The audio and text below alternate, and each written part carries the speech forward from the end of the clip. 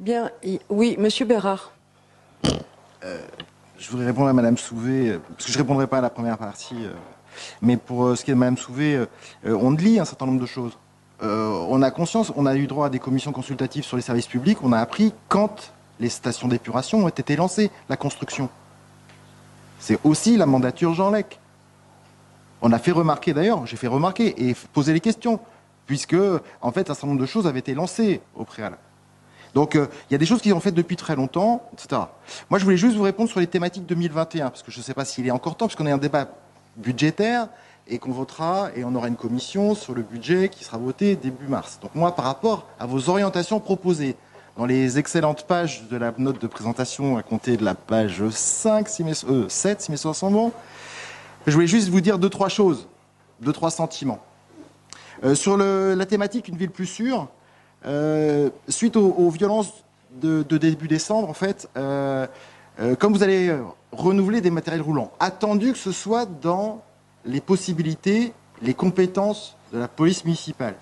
Si des véhicules roulants devaient être remplacés, d'avoir la possibilité d'étudier l'achat d'un véhicule équipé d'un canon à eau. Car en termes de sécurité publique, le seul outil qui n'est pas à la disposition des personnels de sécurité, c'est un canon à eau, à l'instar des autres manifestations qui peuvent exister. Alors c'est peut-être de la compétence de la police nationale ou de la sécurité publique, mais j'en parle là puisque vous parlez de remplacement de véhicules.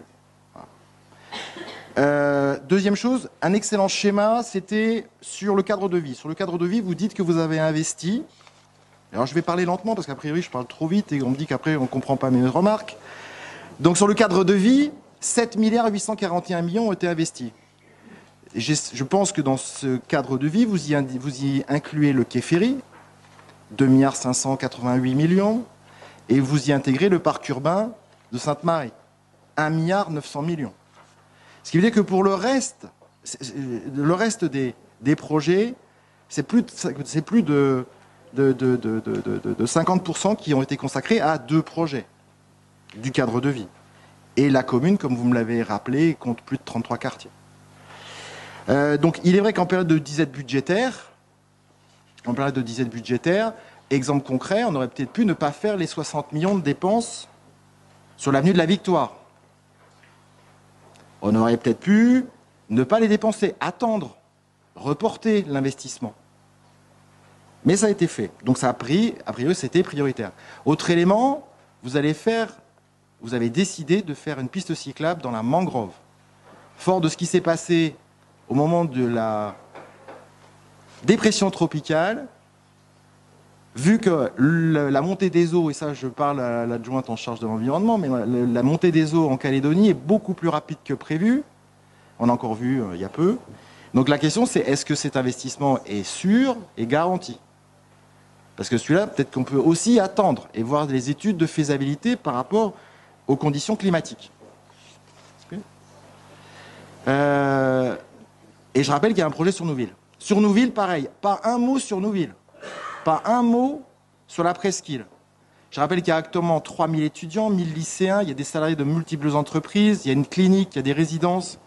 Et donc, quid des investissements pour désengorger la presqu'île de Nouville? On n'a rien, il n'y a pas d'indication, il ne se passe rien. Pour mémoire, actuellement, le citoyen calédonien, il met 45 minutes pour aller de l'UNC à quai ferry. Okay. Et enfin, pour ma part, le parent pauvre de votre projet, ce sont ce que vous appelez une ville pour tous.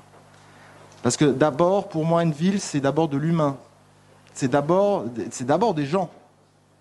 Et que pour moi, actuellement, c'est le seul secteur, dans ce qui nous est présenté, qui pour moi a été appauvri. Le dernier étant la démocratie participative. Je rappelle que l'année dernière, il y avait 100 millions. Vous avez mis 88 millions. Et je conseille à la mairie, si elle est bien inspirée, de voir l'expérience menée par la province Sud sur son budget participatif qui est très conséquent. Voilà, c'était un peu les pistes différentes, ou en tout cas les questionnements que j'avais par rapport aux orientations 2021, attendu que le budget n'est pas voté. Donc on peut encore changer les choses. Merci Madame le maire. Bien.